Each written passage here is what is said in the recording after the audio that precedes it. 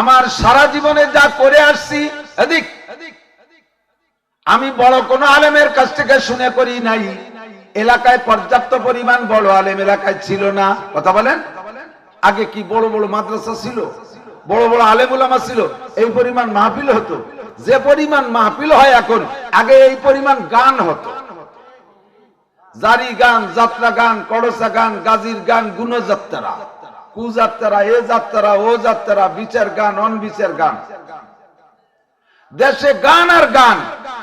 এখন সব গান চলে গেছে। ধন্যবাদ জানাই, শুকর আদায় করি আল্লাহ পাকের, ধন্যবাদ জানাই যুব সমাজের, যেই যুব সমাজ বিভিন্ন প্রকার কনসার্ট মনসার্ট ইত্যাদি অনুষ্ঠান করে। সেই যুব সমাজ এখন হাজার হাজার মাহফিল করতেছে। যুবকদের রং চেহারা আল্লাহর রহমতে পরিবর্তন হচ্ছে। যে পরিমাণ পশ্চিমে ঝড় আসতেছে, যে পরিমাণ অমুসলমানদের থেকে বাতাস আসতেছে, যেই গতিতে ঝড় যে গতিতে আসতেছে, পাশাপাশি এই পরিমাণ মাহফিল না হইলে আমার মনে হয় মানুষ পশুর মতো রাস্তাঘাটে অন্যায় করত। পশুতে যেমন ভেদাভেদ নাই, কুকুরের যেমন ভেদাভেদ নাই, রাস্তাঘাটে যেখানে সেখানে অন্যায় করে, ওরকম মানুষও করত। আল্লাহর রহমতে মাহফিলের ওসিলায় অনেক যুবক এদিকে ফিরে আসতেছে। হাজার হাজার যুবক এখন দাড়ি রাখা শুরু করছে, হাজার হাজার যুবক ৫ ওয়াক্ত নামাজ পড়ে, হাজার হাজার যুবক কলেজ বিশ্ববিদ্যালয় পড়ে। মাথায় তাদের পাঁচকলি টুপি, কৃষ্টি টুপি, লম্বা টুপি, গোল টুপি, মাথায় তাদের পাগড়ি, গায়ে তাদের জুব্বা। জাহাঙ্গীরনগর বিশ্ববিদ্যালয় পড়ে, চরমুনায় পীর সাহেবের কাছে মুরিদ। বিভিন্ন কলেজ বিশ্ববিদ্যালয় পড়ে, চরমুনায় পীর সাহেবের কাছে মুরিদ। তবলিগের সময় লাগাইছে, ওলামায়ে কেরামের সাথে সম্পর্ক রাখে। আমাদের বয়ান শুনে আদর্শ মুসলিম পরিবার করার জন্য বিবাহের আগের থেকে প্রস্তুতি নিয়ে বসে আছে। বিয়ে করব এই তরিকায়, সন্তান জন্ম দেব এই তরিকায়, তারে লালন পালন করব এই তরিকায়, এমন করে সিদ্ধান্ত নিয়ে আছে। কাজে এটা একটা ক্লাস। এই ক্লাস থেকে কিছু নিয়ে যাওয়ার জন্য আগে আপনার আকীদা থাকতে হবে। হুজুর যাহা বলতেছে কোরআন সুন্নাহ থেকে, আমি এতদিন যা করছি না করছি, ওগুলো যদি কোরআন হাদিসের মাপে ভুল ধরা পড়ে, ছেড়ে দেওয়ার জন্য প্রস্তুত থাকতে হবে। কথা কন, রাজি আছেন? যদি বুঝানোর পরে না ছাড়েন তাহলে কি হবে? আল্লাহ পাক তাও কোরআন শরীফে সূরা লুকমানের মধ্যে বলে দিয়েছে, ওয়াইদা কিলা লাহুম ইত্তাবিউ মা আনজালাল্লাহ ক্বালু বাল নাত্তাবিউ মা ওয়াজাদনা আলাইহি আবাআনা আওয়ালাউ কানা শাইতানু ইয়াদউহুম মিন ইলা আযাবিন আলীম। এ বান্দা, হিন্দুদেরকে নিয়ে বসছি, আমি বহুবার বসছি। আমার লজিং এর কাছে এক মুরব্বী হিন্দু ভদ্রলোক ছিল, নাম ছিল তার খেপু মশাই, অনেক বয়সী। এই খেপু মশাই কামকাজ কিচ্ছু ছিল না, আমার কাছে এসে বসতো। আমি যখন ছাত্র জালালাইন শরহে বেকায়ে পড়ি, মোটামুটি একটু মেহনত করে পড়ছি, কিতাবাদি সম্পর্কে মোটামুটি অভিজ্ঞতা ছিল। ওই মুরব্বী আইসা ধর্ম নিয়ে আলোচনা করতো। ওনাদের বেশিরভাগ আলোচনা আমারে খুব বেশি বুঝাইতো। আর মাঝে মাঝে বলতো, বাবা কলমের লেখা পড়িয়া মনের কালি দূর হয় না, কলমের কালি লেখা পড়িয়া মনের কালি দূর হয় না। এই কথাটা বারবার বলতো। শেষ মতো ছেলে মানুষ বুঝতাম না। আর বলতো যে বাবা গুরুজনকে শ্রদ্ধা করো, গুরুজনকে শ্রদ্ধা করো। আল্লাহর কথা, ভগবানের কথা বলতো না। আমরা আল্লাহ বলি, তারা তাদের ভাষায় যা যা বুঝাইতে চায় তা ভগবান বলে, যদিও আল্লাহর তর্জমা ভগবান না। মনে রাখবেন, আল্লাহর তর্জমা কিন্তু ভগবান। কারণ কি, উন্ডা ভগবানের এগেনস্টে একটা মহিলা ভগবতী বলে, আছে না নাই? ভগবানের এগেনস্টে কি বলে? ভগবতী। তার মানে ভগবান যদি আল্লাহ হয়, তাহলে ভগবতী মহিলা আল্লাহ, আল্লাহর স্ত্রী।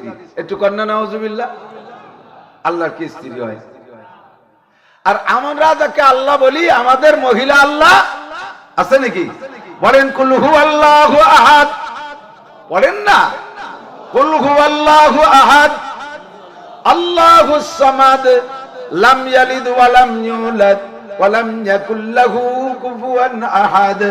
বলো আমার আল্লাহ এক। কুল, আল্লাহ বলতে বলছে কুল হুয়াল্লাহু আহাদ, ওই আল্লাহ একক, তার স্ত্রী নাই। লাম ইয়ালিদ ওয়া লাম ইউলাদ, সে কাউরে জন্ম দেয় না, সে কাহারো থেকে জন্ম নেয় না।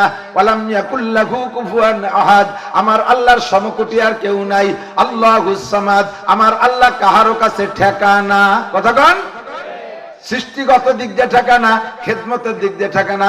আল্লাহ পাক বলেন মা খলাকতুল জিন্না ওয়াল ইনসা ইল্লা লিয়াবুদুন মা উরিদু মিনহুম মিন রিজকিন ওয়া মা উরিদু আন ইউতঈমুন। ও বান্দা, তোদেরকে বানাইছি একমাত্র ইবাদতের জন্য।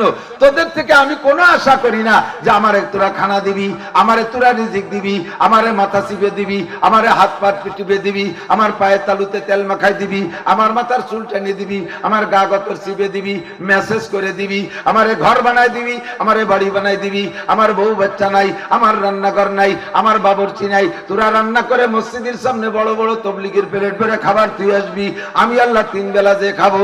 এমন কোন আল্লাহ আমি না। আমার আল্লাহ খায় না, আমার আল্লাহ পড়ে না, আমার আল্লাহ ঘুমায় না, আমার আল্লাহ সজাগ যায় না। আমার আল্লাহ যেমন আছে তেমন থাকে, ঘুমাইলেই না সজাগের কথা। কথা বলেন, আল্লাহ যেমন আছে তেমন। কথা বলুন, ঠিক কি ঠিক না? আমার আল্লাহর জন্য কোন মহিলা আল্লাহর দরকার। আমার আল্লাহ কাহারো কাছে ঠেকা আল্লাহরে পাহারা দেওয়ার জন্য কেউ লাগে নাকি? আমরা যাদের উপাসনা করি, আমাদের এক শ্রেণীর ভাইরা, তা পাহারা দেওয়ার লোক লাগে না? লাগে না? অবশ্যই লোক লাগে। অনেক সময় কুত্তই যে নাক মুখ ভরে স্প্রে করে, তাও ঠেয়াই দিয়া লাগে, ঠিক কিনা? আল্লাহু আকবার। মুরব্বী আমারে মাঝে মাঝে বলতেন যে বাবা, ভগবানের চাইতেও গুরুজনের শ্রদ্ধা করা জরুরি বেশি। আমি বললাম চাচা, এইটা কেমন কথা বললেন? গুরুজন মানে আব্বা মা, দাদা দাদি, নানা নানি, মুরব্বী, এদের সম্মান শ্রদ্ধা করব, ঠিক আছে, তাই বলে আল্লাহর চাইতে বেশি কি করে হয়? কেন ওনাদের এত সম্মান করবো? কয় দুনিয়ায় আইসো বাবা তাদের মাধ্যমে। আব্বা মা না হইলে তুমি কোন জায়গা থেকে হইতে? আব্বা মা না হইলে কিভাবে আসতে?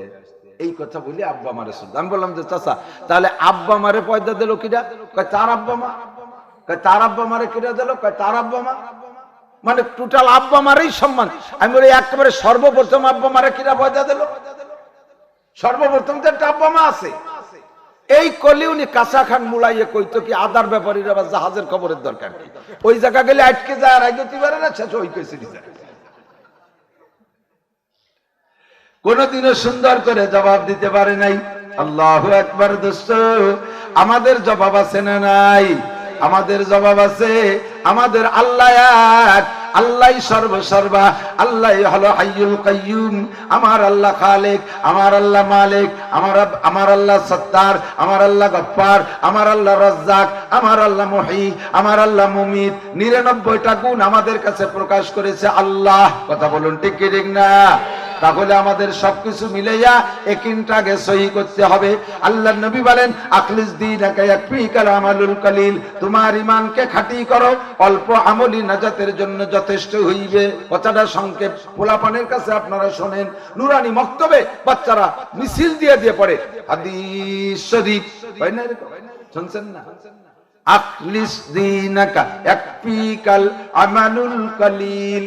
তোমার ঈমানকে খাঁটি করো। খুব এদিক সারা জীবন ভরে আমল করবেন, ঈমানের মধ্যে যদি বেজাল থাকে, একটা আমলও আপনার 5 পয়সার কাজে আসবে না। ঈমানকে ফ্রেশ করেন, ঈমানকে পরিচ্ছন্ন করেন।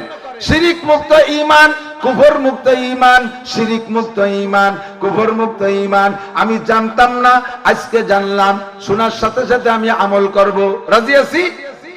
এবার ওইভাবে তার আলোচনা করতে করতে করতে করতে এক পর্যায়ে আমি কয়েক বছর আলোচনার ভিতর দিয়ে মুরব্বীরা একেবারে মুঠের মধ্যে নিয়ে আসছি, আটকায় ফেলাইছে, আর ছুটতে পারবে না। এখন কলেমা পড়া লাগবেই, এরকম একটা পর্যায়ে আমি নিয়ে আসছি। আল্লাহু আকবার। কপালে যদি হিদায়াত না থাকে, সারা দুনিয়ার বক্তা বাইতে খাওয়ালেও তার হিদায়াত হবে না। আমার নবী, আপনার নবী, বিশ্ব নবী মুহাম্মদুর রাসূলুল্লাহ সাল্লাল্লাহু আলাইহি ওয়াসাল্লামের চেয়ে বড় বক্তা কি দুনিয়ায় আসছে? একটানা 23 বছর বয়ান করেছে নবী মক্কা মদিনায়।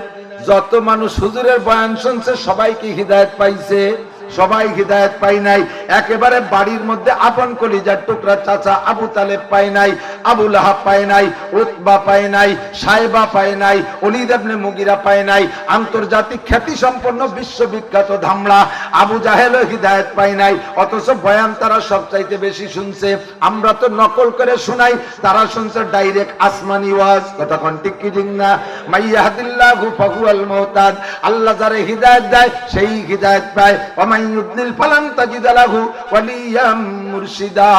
আর আল্লাহ যদি কেউ হিদায়াত না দেয়, আল্লাহ যদি কেউ হিদায়াত না দেয়, সারা দুনিয়ার বক্তা বেটে খাওয়ালিও তার কপালে হিদায়াত হবে না, বুঝেও বুঝবে না।